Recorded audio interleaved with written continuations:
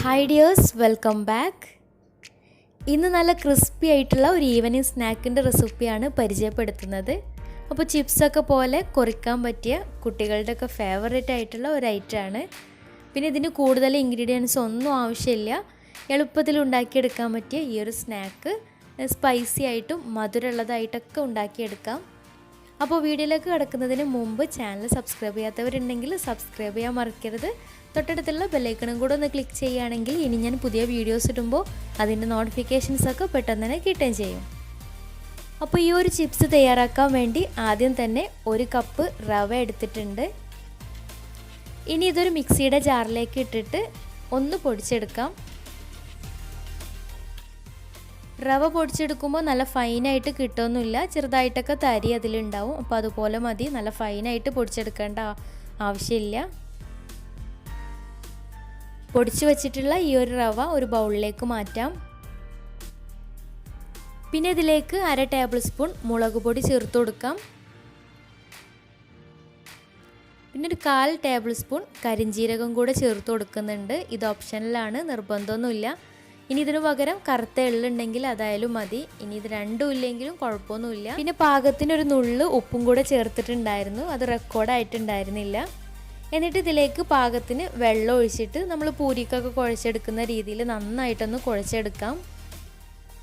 വെള്ളം ഏകദേശം 1/2 കപ്പിന് അടുത്തായിട്ടാണ് ചേർത്തിട്ടുണ്ടായിരുന്നത്. അപ്പോൾ നിങ്ങൾ നോക്കിയിട്ട് വെള്ളമൊക്കെ പാകമാക്കിയിട്ട് ചേർത്തിട്ട് നന്നായിട്ടൊന്ന് കുഴച്ചെടുക്കാം.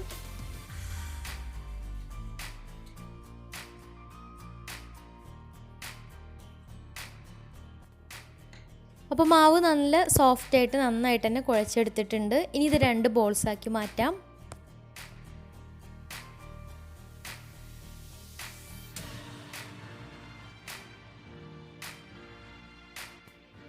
ഇനി ഇതൊരു പലകയിൽ വെച്ചിട്ട് മൈദപ്പൊടിയോ അല്ലെങ്കിൽ അരിപ്പൊടിയോ തൂവിയിട്ട് നല്ല കനം കുറഞ്ഞിട്ട് നന്നായിട്ടൊന്ന് പരത്തിയെടുക്കാം.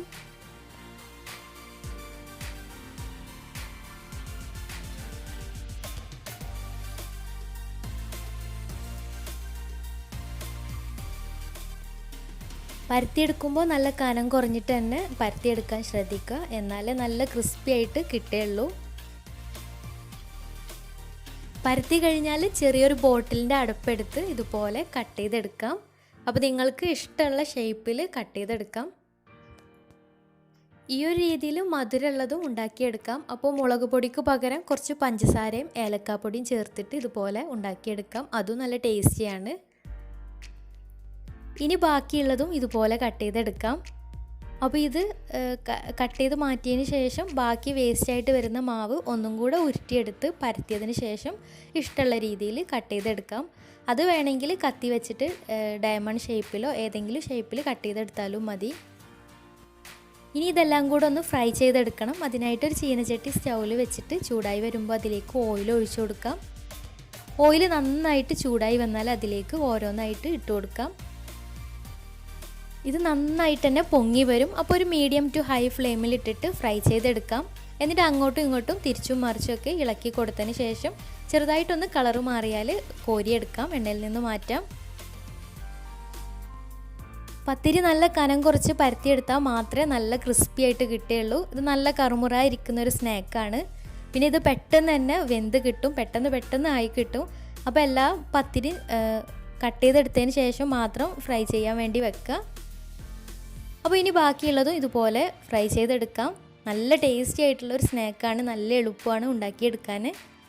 അപ്പോൾ എല്ലാവരും ഒന്ന് ട്രൈ ചെയ്ത് നോക്കുക. എന്നിട്ട് ഫീഡ്ബാക്സൊക്കെ ഒന്ന് താഴെ കമൻറ്റ് ബോക്സിൽ അറിയിക്കുക. അപ്പോൾ ഇന്നത്തെ വീഡിയോ ഇഷ്ടമായെന്ന് വിചാരിക്കുന്നു. ഇഷ്ടമെങ്കിൽ ലൈക്ക് ചെയ്യുക, ഫ്രണ്ട്സ് റിലേറ്റീവ്സിനൊക്കെ ഒന്ന് ഷെയർ ചെയ്യുകയും ചെയ്യുക. അപ്പോൾ വീണ്ടും നല്ല വീഡിയോസുമായി വീണ്ടും വരാം. അതുവരെ ടേക്ക് കെയർ, ബൈ.